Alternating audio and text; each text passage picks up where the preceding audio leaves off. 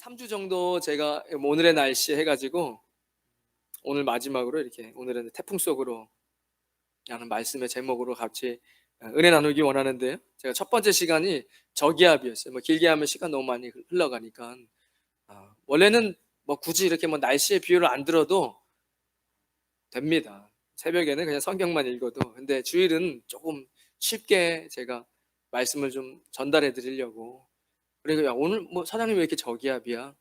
이럴 때 우리가 이야기하잖아요. 오늘 뭐 분위기가 왜 이렇게 저기압이야? 그러니까 개인에게도 그런 날씨도 영향이 있는 것처럼 우리 사람에게도 그런 업앤다운이 있다는 거죠. 주변 사람들이 어쩌면 나보다 나를 더 잘 평가해 줄 수 있어요. 너 맨날 저기압이야. 그런 얘기 들으시면 안 돼요, 사실은. 근데 저기압 되면 먹구름도 끼고 번개도 치고 비도 내리고 날씨에 비 내린다고 이야기하면 우산 준비해야 된다고. 그거 잘 아시잖아요. 우리가 기도의 우산을 준비하셔야 된다. 알 수 있어요. 기도로 그것을 잘 이겨내셔야 되고. 건조주의보 말씀드렸어요. 습도가 대기 중에 35% 밑으로 떨어지는 것이 이틀만 지속돼도 기상청에서는 건조주의보를 발령합니다. 이것이 한 일주일만 지속되고 2주 가까이 되면 국립공원 다 문 닫습니다. 왜냐하면 조그마한 불씨에도 불이 붙어가지고 엄청난 대지와 산을 다 태워버릴 수 있으니까 그만큼 위험하기 때문에 건조주의보를 내린다 하죠. 또 산불이 날 수도 있고 우리의 호흡기에 건조해져서 호흡기 질환 일으킬 수 있다. 신앙에도 건조주의보가 뜹니다 라고 제가 말씀드렸습니다. 신앙에 건조주의보가 뜨면 쉽게 마귀가 쏘는 불화살에도 금방 시험 듭니다. 내가 주는 은혜죠. 아우 하나님 어떻게 제가 이런 일들을 감당하죠. 그 있잖아요. 교회 그냥 주일날만 오셨는데 권사님이 뭐 한국에 가셔야 돼서 2주만 주보 좀 앞에서 사람들 나눠드려. 내가 이런 거를 할 수 있을까? 야, 내가 하나님 이런 일들을 내가 감당할 수 있을까 하면서 가슴 벅차 보셨어야 돼요. 그렇게 해보셨어야 돼요. 그게 없다면 여러분 아직 정말 하나님을 위해서 일한다는 게 얼마나 기쁜 거잖아요. 내가 주의 백성들, 하나님의 성도님들을 위해서 맛있게 식사를 준비하는 내가 이런 일들 감당할 수 있을까? 야, 감사하다. 그런데 건조주의보가 신앙의 건조주의보가 뜨면 싫은 거예요. 금방 시험에 들고 말에 상처받고 하기 싫어지고 예배 나오기 싫고 이런 일들이 우리의 신앙에는 있을 수 있다는 거죠. 여러분 그리스도의 은혜의 담배입니다. 십자가예요. 우리가 무슨 목적으로 교회를 나오는지를 점검하셔서 내 안에 그리스도의 십자가가 은혜의 담비가 돼야 됩니다. 그렇지 않으면 안 들려요. 설교도 안 들리고 제가 금요일 날 왜 이렇게 뭐 했는지 막 제가 뭐 이러면서 막 설교를 했거든요. 그러니까 어떻게든 다시 은혜의 담비로 들어오셔야 됩니다. 그렇지 않으면 건조해져서 마음이 황폐해지고 주님과 멀어진다. 은혜의 담비가 내리면 촉촉하게 다시 우리의 신앙이 충만해질 수 있다 말씀드렸습니다. 오늘 마지막으로 태풍 속으로입니다. 지난번에 한국의 11호 태풍 흰남노로 많은 분들이 피해를 보셨다는 기사를 보았습니다. 안타까운 일이지요. 태풍이 오는 것을 알고 있지만 대한민국이라는 나라를 옮길 수도 없고 태풍의 경로를 마음대로 바꿀 수도 없는 것이 현실입니다. 제가 어쩌면 우리의 삶의 현실도 우리의 삶 속에서 갈등이 생길 때마다 외면하고 덮어둔다고 해서 해결될 일이 아닌 것을 알면서도 미루다가 결국에는 마주하게 되는 우리의 인생과도 닮아있지 않는가 이런 생각을 한번 해봤습니다. 인생을 살다 보면 피하고 싶은 상황과 사람들 그리고 문제들이 발생합니다.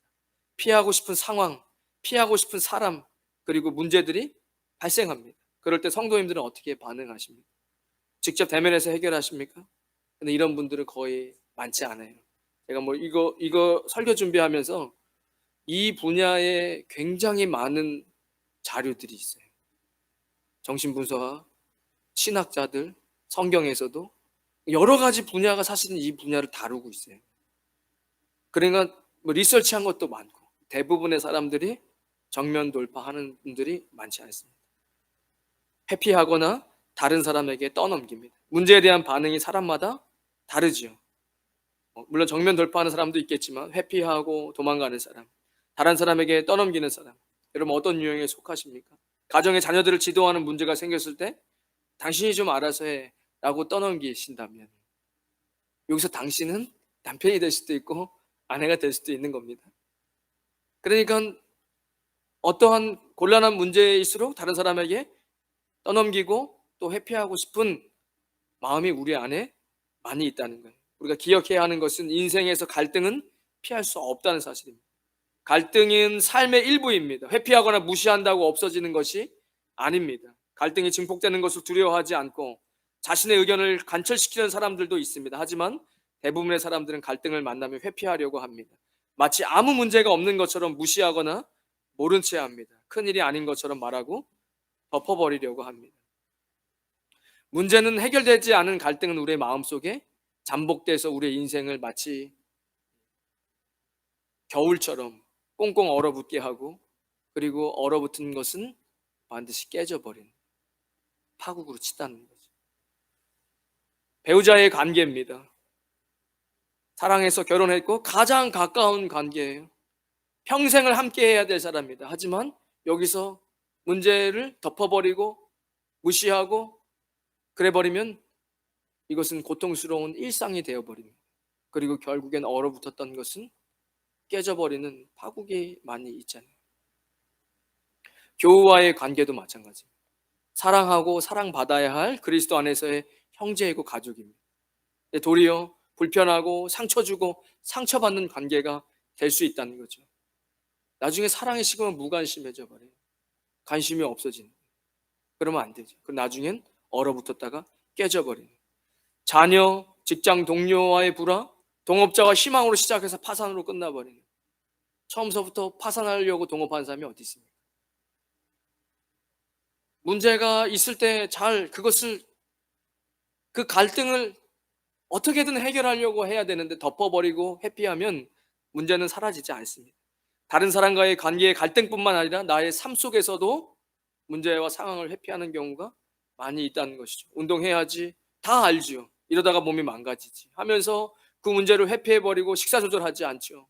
과음하죠. 운동하지 않고 몸에 큰 병이 오고 나서야 후회합니다. 내가 다 알아요. 다 알지만 안 되는 거예요. 결국 태풍은 오는 겁니다. 빚, 세금 독촉장, 빚이 됐든 카드든 상관없어요. 이거는 제가 한 얘기가 아니라 미국의 굉장히 유명한 신학자 겸 교수님이신 분이 하신 얘기인데, 사람들은 대부분 문제를 어떻게든 회피하려고 한다는 거예요. 제가 그 강의를 들으면서 무슨 생각을 해봤냐면, 야, 어쩌면 바울이 이야기하는 육신의 문제잖아요. 야, 누가 나를 이 사망의 몸에서 건져낼 수 있을까? 도대체 나는 이거 이렇게 하기 싫은데 그리스도인으로 왜 내 육신은 이렇게 하려고 자꾸 하지? 그러니까 막 짜증나는 거예요. 누가 나를 이 사망의 몸에서 건져낼 수 있을까? 이런 얘기를 하잖아요. 그러니까 이런 박사들도 이야기하는 거예요. 예전에 제가 죽음에 대해 설교할 때 이런 얘기 했잖아요. 사람이 죽음에 관련된 사진들, 장례식장, 장례용품, 관, 이런 거, 해골, 이런 데다가 자기 증명사진을 붙여놓으면 사람들이 지나가면서 볼 때 자기 얼굴을 인지를 못한다고 제가 그때 말씀드렸잖아요.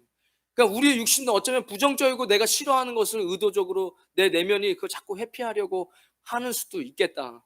제가 그런 생각을 해봤어요. 근데 그걸 안다는 거죠. 결국 태풍이 옵니다. 빚과 독종, 세척장, 세금이나 이런 빚에 대한 것이 페이퍼로 오죠. 그럼 그게 얼마인지 모르지만 사람들이 이거 그냥 종이 쪼가리 하나로 생각한다는 거예요. 다음 달이 되면 거기에 또 한 장이 와서 에디셔널 돼가지고 붙어서 올 거 아닙니까? 그렇게 1년, 2년이 지나면 마치 종아리 쪼가리 하나라고 별것도 아니었다고 치부했던 내 게으름과 회피했던 것이 결국엔 내 집에 있는 모든 것에 빨간 딱지가 붙어버리는 이런 태풍으로 올 수밖에 없다는 거죠. 그럼에도 불구하고 자꾸 우리는 게으름과 그리고 문제를 회피하려고 하는 이런 모습들이 우리 안에 육신 안에 있다는 겁니다. 살다 보면 우리는 갈등을 만나죠. 의견 충돌을 경험하곤 합니다. 해결되지 않은 갈등이 얼마나 우리의 삶과 인간관계를 힘들게 하는지 우리는 잘 알고 있습니다. 갈등이 불가피하다는 사실을 받아들이고 거기에 마주할 때 비로소 우리는 건강한 관계, 진정한 관계를 만들 수 있습니다. 우리는 싸우기보다 사랑하며 살고 싶다고 말하지만 우리의 인생에서 갈등이라는 폭풍이 언제라도 밀려올 수 있기 때문에 우리는 늘 갈등을 대면하고 잘 대처하는 법을 배워야 합니다. 그 사진 하나 있나요? 제가 이거 흰남노 사진 보다가 이런 무슨 기사가 올라왔더라고요. 이 태풍이 오는데 가게 앞에 15톤 트럭은 돼야 된대요. 그래서 가게 문을 완전히 트럭이 막아버린 거예요. 인터뷰하는데 정말 저 트럭 때문에 두 발 뻗고 잤습니다 라고 이야기하더라고요. 제가 참 지혜롭다, 서로 윈윈하고 참 좋은 모습이다. 아마 뭐 얘기는 있었겠죠. 저 15톤 덤프 트럭은 태풍에는 넘어가지 않는답니다. 저 안에 너무 무거워가지고. 그래서 뭐 인테리어까지 다 뜯어서 갈 수는 없잖아요. 그러니까 그게 얼마나 큰 피해입니까? 유리창 다 깨지고. 근데 감사하게 저렇게 잘 했었다. 아마 이제 사례를 줬겠지요. 제가 참 좋은 모습이다. 태풍이 오는 것을 잘 이렇게 막으셨구나. 여러분 신앙생활도 마찬가지입니다. 뭐 사진 없애주셔도 돼요. 마음에 들어 다니기 시작한 교회라도 목회자와의 갈등이 생길 수 있고 교인들 간의 오해가 생길 수 있습니다. 그런 상황에 빠지면 교회 나가는 게 힘들죠. 그렇다고 사람을 피하고 교회에서 도망가 다른 교회로 가면 문제가 안 생깁니까? 그렇지 않습니다. 그 문제를 회피해가지고 되는 문제가 아닌 것을 이미 알고 있어요, 우리는. 그리고 언제나 그것이 쌓여서 태풍으로 올 것도 알고 있습니다. 여러분 가정, 교회, 학교, 직장에서 어떤 문제가 있든지 도망가지 말고 기도하며 정면 돌파해 나가시기를 주님의 이름으로 축원드리겠습니다. 그래야 미래를 열어갈 수 있습니다. 오늘 이 자리에 오신 성도님들도 관계 속에서 갈등, 상황 속에서 갈등을 회피하지 마시고 주님으로부터 받은 지혜와 용기를 가지고 폭풍 속으로 들어가 갈등을 해결하시는 저와 여러분 되시기를 예수님의 이름으로 축원드리겠습니다. 오늘 본문에 보면 예수님과 베드로의 대화가 나옵니다. 예수님께서 이제 내가 예루살렘에 들어가서 십자가에, 지금으로 따지면 그때 당시 사형이잖아요. 내가 십자가형으로 죽게 될 것이다. 십자가를 지어야 한다.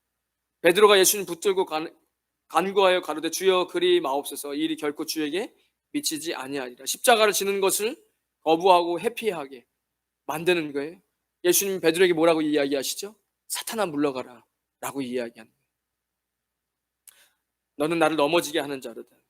예수님께서도 예루살렘에 들어가 십자가 지기 전날 밤에 겟세마네에서 기도하시잖아요. 주님, 이것이 너무 쓴 잔입니다. 제가 정말 피할 수 있다면 피하고 싶습니다. 하지만 주님의 뜻대로 되기를 원합니다 라고 기도하시죠. 그래 예수님도 이 땅에 오셔서 인간의 몸으로 오셨고 성경에 나오지 않지만 예수님도 식사를 하시고 화장실을 가셨을 거란 말이에요. 예수님이 인간이셨기 때문에, 하나님이셨고 인간이셨기 때문에 이런 갈등을 주님 앞에 가지고 나와 기도하죠. 피하고 싶지만 피할 수 있는 문제가 아니에요. 예수님 십자가를 지시지 않으면 인류의 구원의 문을 열 수가 없는 것이잖아요. 우리의 인생 중에 어쩌면 우리도, 제가 지금 무슨 말씀 드리는 거냐면 처음에 인트로를 우리의 삶에 여러분들이 자꾸 거부해도 다 알고 계세요. 결국엔 그거 덮어버리고 회피해가지고 끝날 문제가 아니라는 거예요. 언젠간 이것은 태풍으로 여러분 인생에 몰아칠 거라는 거예요.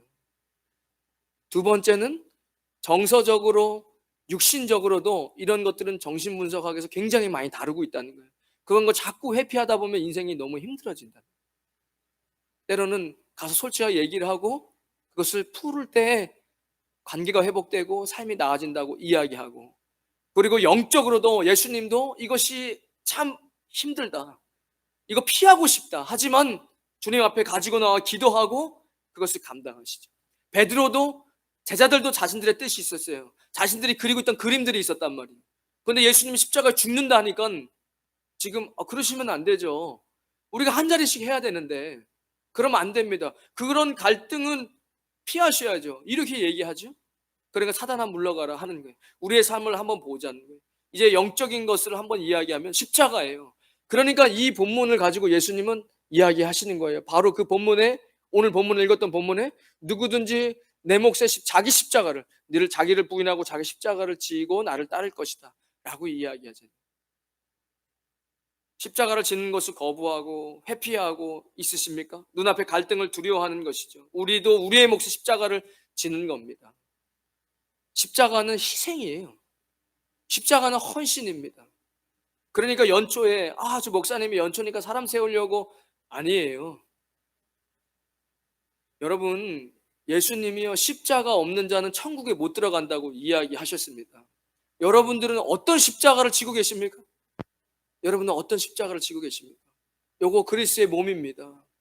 성경이요, 제가 가만히 생각하면 예수님이 하는 모든 비유와 예수님이 하는 모든 본문의 말씀이 다 연결된다는 걸 제가 깨닫는 거예요. 그러니까 십자가 없으면 천국 못 들어가. 믿음으로 천국 들어가는 거예요. 다 연결되는 거예요. 예수님 또 어떤 비유 드시죠? 나는 포도나무야, 너는 가지야. 가지가 나무랑 연결이 돼 있어야 거기서 열매를 맺는 거야. 연결이 안 돼 있으면 가지는 쪄져서 나갔으니까 말라 비틀어져. 말라 비틀어지면 그냥 열매 못 맺고 버려지는 거예요. 그러면 이건 또 다른 비유에서 알곡과 가라지에 결국엔 가라지가 된 건 모아서 불태우는 거예요. 그러니까 교회를 나와도 바리새인의 사두개인 되는 거예요. 사례 요한과 예수님이 가장 강하게 독하게 질책하실 때 독사의 새끼들아라고 이야기하잖아요. 그러니까 무늬만 예수님 믿는 척하고 십자가 없으면 그건 정말 질책받는 위치에 있는 거예요. 신앙이 부족하고 어린아이고 아직 잘 모르고 그건 괜찮아요. 십자가 그 안에 들어갔으면 충분히 변할 수 있으니까. 그러니까 또 무슨 말씀이랑 연결돼요? 먼저 된 자가 나중되고 나중된 자가 먼저 된다라고 이야기하는 거예요. 주일날은 다 섞여 있으니까. 금요일날 같은 날은 대부분 먼저 되시는 분들만 오세요. 신앙생활 10년 넘게 되신 분들만 오시는 거예요. 얼마나 두렵고 떨리는 마음으로 우리가 이 말씀을 받아야 되겠습니까? 사단은 이야기하는 거예요. 괜찮아, 예수님 믿어도 돼, 교회를 가도 돼, 그런데 회개를 해도 돼, 그런데 내일 해, 오늘은 하지 마. 이런 사담이 있잖아요. 내일 하라는 거예요. 십자가 져야지, 알지, 다 알죠. 내일 져. 그리고 내일이 되면 내일은 또 오늘이 되는 거예요. 그러면 또 오늘은 내일 져. 이렇게 영원히 끝나지 않는, 그리고 마침내 죽음이라는 태풍이 내 인생에 마주할 때 죽음을 준비할 만한 시간이 없는, 영적인 얘기를 했고 정신적으로 다루는 사람들도 세상에서 뭐라 얘기하죠? Do it, just do it 얘기하잖아요. 실제로 설거지라도 하라고 이야기해요. 그러면 설거지를 하고 나서 이 부분이 깨끗해졌기 때문에 거기에 대한 결과를 얻기 때문에 그것이 심적으로 굉장히 큰 조그만 힘이 되고 무기력이 찾아왔을 때 움직이라고 이야기하는, 성경에서는 십자가를 지라고 저는 이야기를 드리는 겁니다. 예수님께서는 베드로에게 사단아 물러가라, 나를 십자가 지는 것을 회피하게 하고 부인하게 하는 그 말, 조금 전에 칭찬받았거든요. 주는 그리스도시에 살아계신 하나님의 아들이십니다. 야, 진짜 대단한 말 했는데 그거 네가 한 말 아니다, 성령님께서 너에게 주신 말이다. 이렇게 다 겸손케 하시고, 주님 십자가 주시면 안 됩니다, 사탄아 물러가라. 벙쪘을 거예요. 그래, 결론을 맺습니다. 여러분, 학창 시절에 제가 이 비유가 조금 좀 저급한 것 같은데, 공부를 잘 안 해요. 시험 날은 가까이 와. 시험이 아니다. 학창 시절에 모든 반 학생들이 뭔가를 실수해서 선생님이 그때는 막 몽둥이를 가지고 막 때리잖아요. 다 나와, 한 명씩 다 나와, 5대씩 막 때리는 거예요. 그러면 어떻죠? 먼저 빨리 맞고 나면 그때 막 60명씩 있잖아요. 그러니까 이제 막 맞는 거 막 구경하고 막 웃고 그래. 근데 맨 뒤에 나중에 맞아야 하자는 하면서 한 30분을 또 때리다가 쉬면서 잔소리 하시고 또 다음 나와 이러니까 막 30분 동안 막 내내 졸이면서 있다가 아이고 어떡하다 그러고 결국에 똑같이 5대 맞잖아요. 차라리 먼저 맞고 마음 편하게 있는 게 낫지 않나, 이런 생각을 제가 해봤어요. 좀 제가 이걸 쓰면서도 얘가 좀 저급한 것 같다 이런 생각을 좀 해봤는데, 저 그런 적이 많았거든요. 학창시절에 선생님들이 많이 때렸잖아요. 사단은 어쩌면 사람들에게 모든 갈등을 두렵게 만들어서 갈등을 해결하지도 못하게 하면서 평생을 두렵게 하다가 결국엔 멸망으로 끌고 가는 모습과 좀 닮아 있지 않나.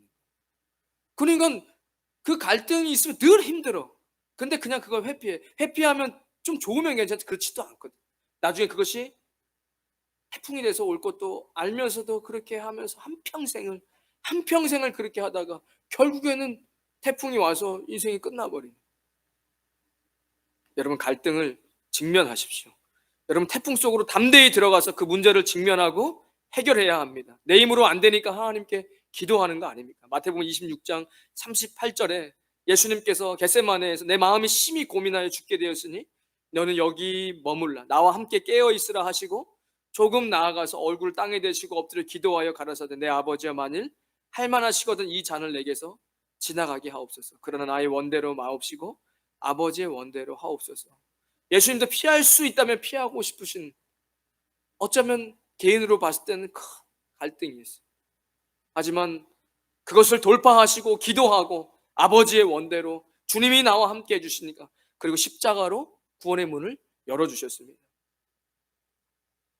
여러분, 갈등, 제가 생각을 해봤는데 어쩌면 갈등이 우리가 살아가는 동안에 없을 수는 없겠다, 이런 생각을 해보게 되는 거예요.